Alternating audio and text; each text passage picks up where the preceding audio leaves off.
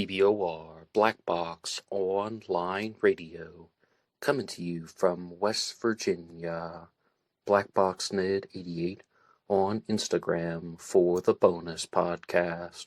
And welcome to BBOR, the home of true crime talk radio and your premier destination for unsolved mysteries, criminal psychology, and exploring the dark side of cyberspace.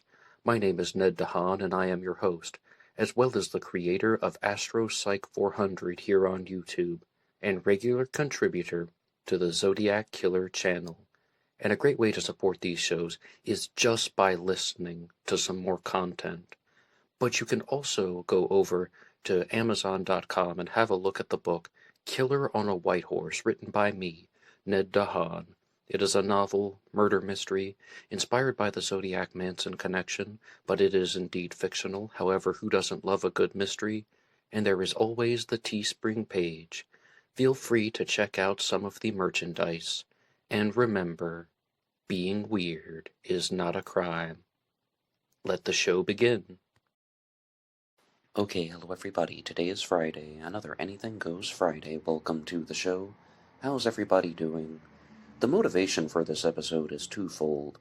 Firstly, I've never talked about the death of Alexander Litvinenko before here on BlackBoxOnlineRadio, and the second motivation is that this was a story that was very widely distributed throughout the world of media several years ago, but I found that I was unable to remember the details and very specific pieces of information, and I wanted to go back and relearn a lot of the information that had been shared, because I believe that it's not only good to use true crime as something that we can follow along and fuel our own curiosity. I think it's good to remember the info. So if you would like to follow along with true crime discussions here on this channel, I invite you to like and subscribe. Every Monday is Zodiac Monday, where I talk about the Zodiac Killer, but some new things have been added to this channel.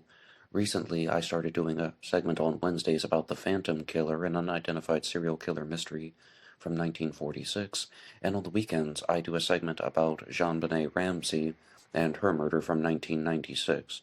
So there are all types of stories, unsolved mysteries, as well as stories like this one where we have a pretty clear idea who the perpetrator was, clear idea of who murdered Alexander Litvinenko back in 2006.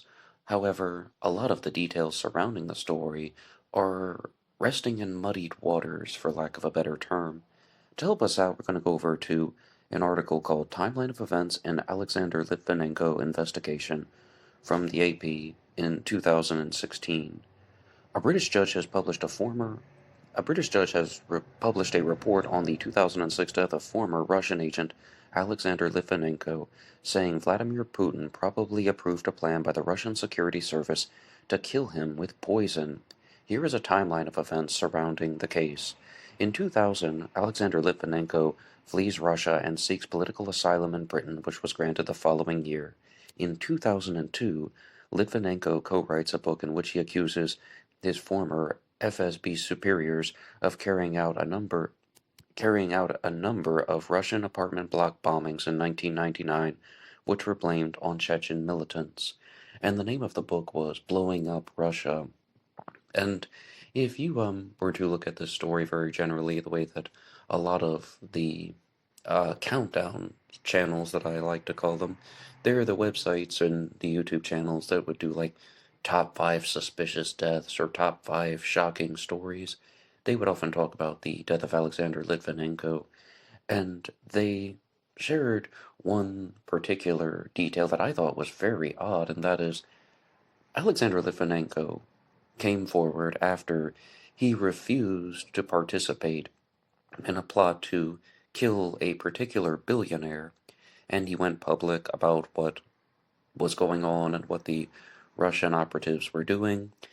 And almost like a whistleblower, but more like going public is just the term that is used. I haven't seen the term whistleblower used. And then he was murdered from polonium poisoning. And those countdown channels said that he actually had the first recorded death of poisoning by polonium. And I found that to be rather shocking, rather odd. and I'm not even quite sure that I believe it. Specifically, it was the isotope 210, Polonium-210, which also is part of the title of this episode. So let's look at the exact specifics around that. November 1st of 2006, Litvinenko falls violently ill after drinking tea with two Russian men, Andrei Lugovoy and Dmitry Kovtun, at the Millennium Hotel in London. November 20th of 2006, the Kremlin dismisses allegations that Russia's government poisoned Litvinenko as sheer nonsense. Russia's government. You see, this is so important to the story because I was watching a couple different news reports from earlier meaning a couple years ago, about the death of Alexander Litvinenko. And one of them was done by 60 Minutes Australia, another one was done by Nightline from the United Kingdom, and the Australian program was really focusing on Putin, and in a story about the death of Alexander Litvinenko, this former Russian operative who went public, they talked more about Putin than the person who actually died. Whereas if you do watch the Nightline one, they got more into the specifics about how the crime was committed and how they have very specific reasons to believe that Andrei Lugovoy was the perpetrator, because polonium is a radioactive isotope, and I think that it goes without saying that the death of Alexander Litvinenko, if he were indeed murdered by someone close to the Russian Kremlin, I'm being careful with my words, had been murdered by polonium, it was meant to have been a signature, paying homage to the either the Soviet nuclear era or just the Russian nuclear capabilities. I don't think it's an accident that he was poisoned with polonium, but they have investigative tactics that were used, and they were able to use things like Geiger counters to determine that radioactive isotopes were found in the restroom where Andrei Lugovoy would have been, so most likely he had access to the radioactive polonium. I almost said plutonium. No, this is polonium. And he went on to commit the murder by poisoning Litvinenko's tea. November 23rd of 2006, Litvinenko dies at 43 after a heart attack in London's University College Hospital. A day later, Litvinenko's family releases a statement accusing Vladimir Putin of involvement in his death. His death is blamed on poisoning from the radioactive Polonium-210. 2007, British prosecutors charge Lugovoy, an ex-FSB agent, with murder, but Moscow refuses to extradite him. As a result of the tussle, Britain and Russia both expel embassy staff and diplomatic relations drop to a low. And there are a few other things that happened because, at the time, they didn't know what was going on. This is back in 2006, according to some of the news coverage which I had just cited. They thought that this could have been a public health concern. Were more people going to be targeted with polonium poisoning? And were there going to be more attacks? Maybe something similar to the anthrax letters that took place in America in the time around 2001, the time around 9/11. So there were investigations that had to have been carried out.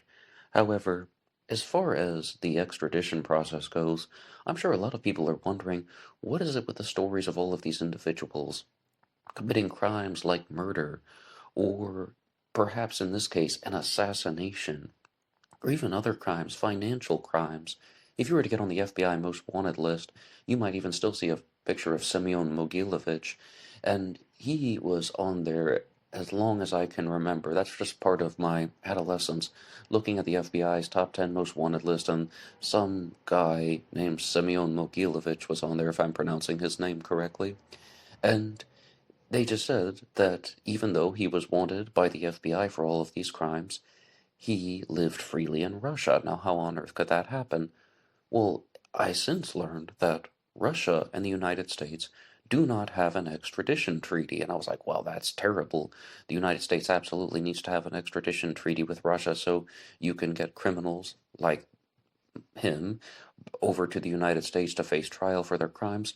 Or also, how about with the United Kingdom, so people like Andrei Lugovoy could face trial for the murder of Alexander Litvinenko if he is the prime suspect. But at the same time, Edward Snowden also was able to stay in Russia because of the lack of an extradition treaty, and he may have actually done some things that were to the benefit of people, which they didn't think so at the time. But I don't mean to get completely bogged down on a different subject. I just wanted to point out extradition treaties are very complicated, and the Russians are not very generous with them. 2013, an inquest into Litvinenko's killing, the usual method of examining the unexplained death, is stalled after it was barred from considering secret evidence about the possible role of the Russian state. 2014, Britain announces that it will place an inquest. Judge Robert Owen will instead chair a public inquiry into Litvinenko's death. 2015, the inquiry opens. Owen holds 34 days of public hearings and looks at secret intelligence evidence behind closed doors. 2016, the inquiry report is published. Judge Owen says there's a strong probability that the FSB directed the killing of Litvinenko and that the operation was probably approved by Putin. So I think that that's where the story is probably going to receive a particular type of stalling, and that is because even though the Western media is truly trying to make it clear that a lot of people think that either Vladimir Putin had Alexander Litvinenko directly assassinated for revealing secrets about what Russian operatives were doing. I mean, either Putin or somebody close to him, that is. They are unable to proceed further, and it reminds us, though, that there are types of power structures in the world, and I always turn to Dr. Keith Suter, who used to host a show called Global Truths. Maybe he still does. I followed his show back in 2019, and he was discussing world leaders with somebody, and he said, they don't have moral compasses. The exact segment had a particular build-up. Someone was asking about what certain world leaders think, and he just laughed and said, "Oh, you're so optimistic. They don't have moral compasses." And yes, that is something that I've always taken with me ever since, for this exact reason, that things like assassination plots do happen. They happen all the time. It's just, I think that with this story, it shows that the assassination plot made its way onto the British homeland, and people were quite surprised that if indeed the Kremlin murdered Alexander Litvinenko, that it would have happened so close to a major city in the Western world, in a major city of the Western world. But I also think that you have to question the motives of people going public. I think about this all the time. And firstly, I'm going to be very clear. Alexander Litvinenko did not deserve to die like this. He did not deserve to be murdered. He did not deserve to be poisoned with Polonium-210. But the whole concept of how he went public and then had this book out blowing up Russia, I do question people's motives. And are people doing things like that only for the goodness of their own heart? Or do they think that there's going to be some type of either financial reward or just simply public praise reward, that they're going to be revered as a hero for doing these particular types of actions? Again, rest in peace to him. He didn't deserve to be murdered, no matter what he did with Russian operatives, and no matter what he did, maybe trying to seek some publicity for breaking the story. But I do question people's motives on all sides. To share a more recent piece of news, this is from 2021, an article from NPR called "Russia Fatally Poisoned a Prominent Defector in London. A Court Concludes." The European Court of Human Rights has found the Kremlin responsible for the 2006 assassination by radiation poisoning of Alexander Litvinenko, a former Russian intelligence official who defected to the West.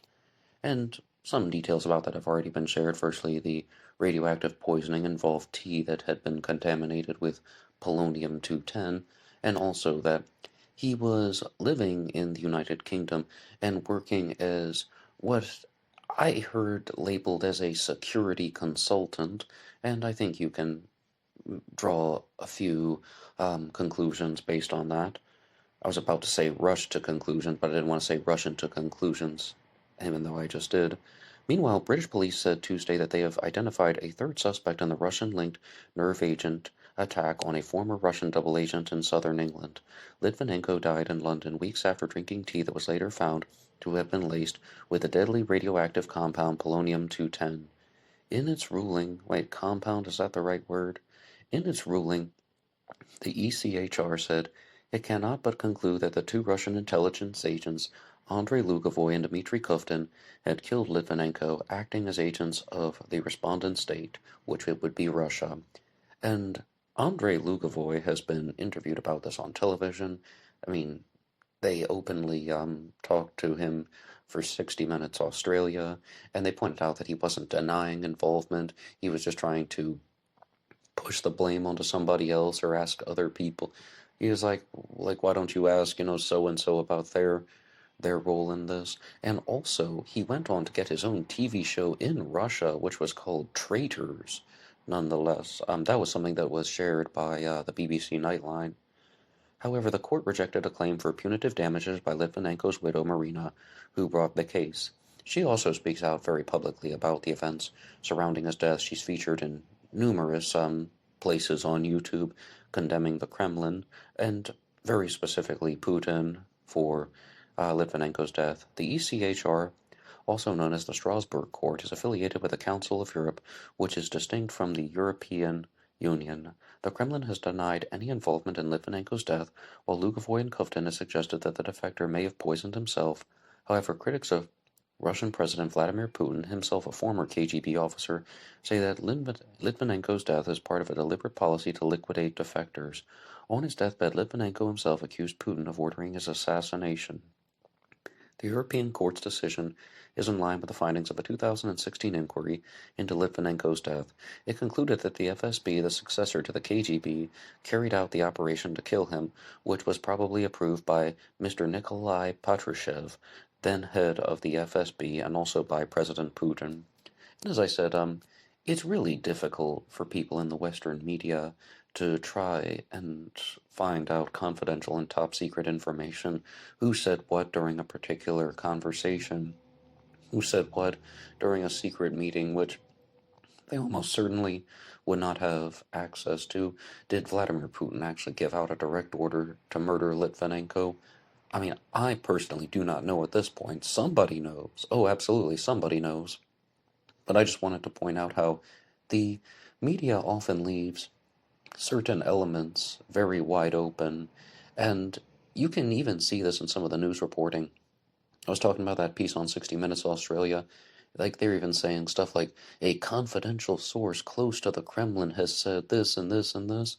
And in 2020, I was talking to you guys a lot about Scott Adams. I did an episode on his book Loser Thing, and he condemns that type of thinking, simply saying that if someone says a confidential source close to the White House, a confidential source close to the Kremlin has said such and such, you can disregard it, and it doesn't have the strongest weight in terms of legitimacy, because how do you know where that's coming from? Is there a chance that the reporters have even fabricated that particular detail because they say that they're unable to reveal the source?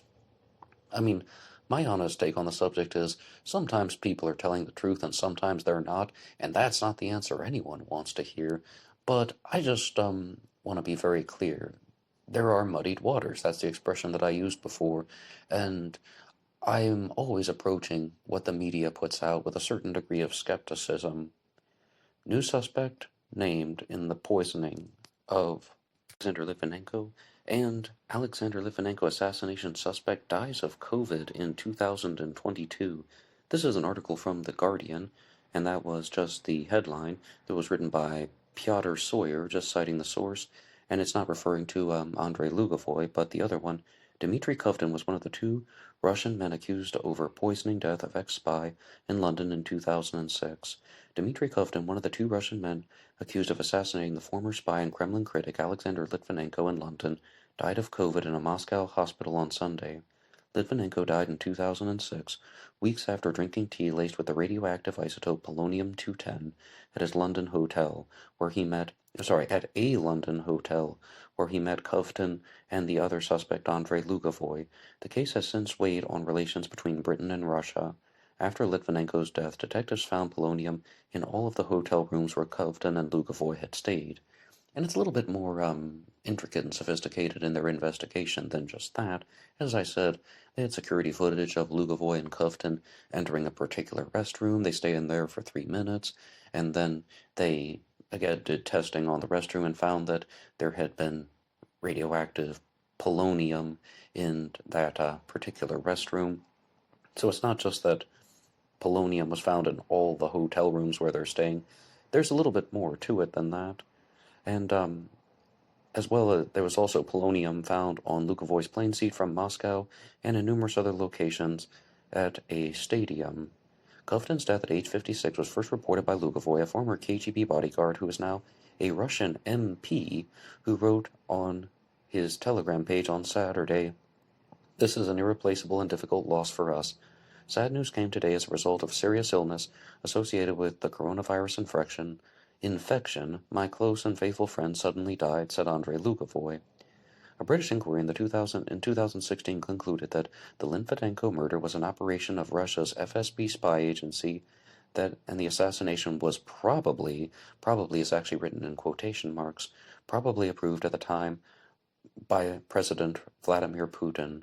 One of the key findings presented by the British inquiry led by Sir Robert Owen were phone records that showed Kovtun made a phone call to another FSB colleague saying that he was looking for a cook to put a very expensive poison in Litvinenko's food or drink. I'll talk about damning evidence. Last year, the European Court of Human Rights also ruled that Russia was responsible for the killing of Litvinenko and ordered Moscow to pay 100,000 euros or 85,000 pounds in damages to his widow Marina. In a deathbed statement, Litvinenko accused Putin of being behind his killing.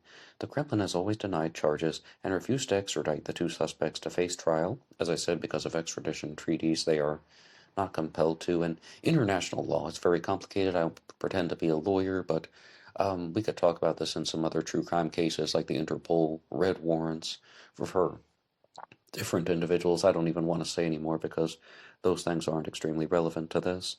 Before the fall of the Soviet Union, Kovtun is believed to have served in the Communist East at the KGB's Ninth Directorate, where he was charged with the protection of the top Kremlin officials. After the breakup of the Soviet Union, Kovtun and his then German wife Ina Hona moved to Hamburg and claimed political asylum, and he worked there as a waiter. He eventually left Germany for Russia, where he was involved in various businesses. I guess being a waiter just couldn't quite cut it, and that type of life just wasn't for him. In contrast to Lugovoy, who became a prominent politician following the poisoning of Litvinenko, Kovtun kept a low profile in Russia, and not much is known about his private life. Hona previously told German detectives during the inquiry into Litvinenko's death that Kovtun was a heavy drinker who shifted between badly paid jobs and dreamed of being a porn star. Well, a heavy drinker from Russia, well, that's shocking. Hona also shared that he had some odd habits. Litvinenko, who was dismissed from the FSB for publicly criticizing the security service's connection to organized crime, is believed to have killed over his work for the British intelligence agencies and claims that the FSB was responsible for the bombing of apartment blocks in Moscow and two other cities in 1999. And those were the attacks, as previously stated, that were then blamed on the Chechens. However, also, there is a story that was shared in a lot of the documentaries online that he specifically did not want to participate in the assassination of a billionaire, and then that's another thing that prompted him to go public.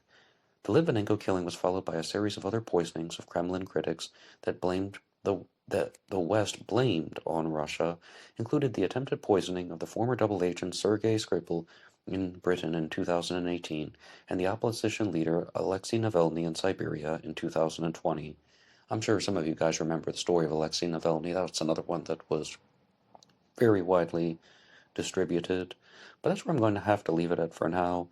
The long story short is that somebody like Andrei Lugovoy seems to really have capitalized on the death of Alexander Litvinenko and used it to his advantage. I mean, you read these articles, and he sounds extraordinarily guilty.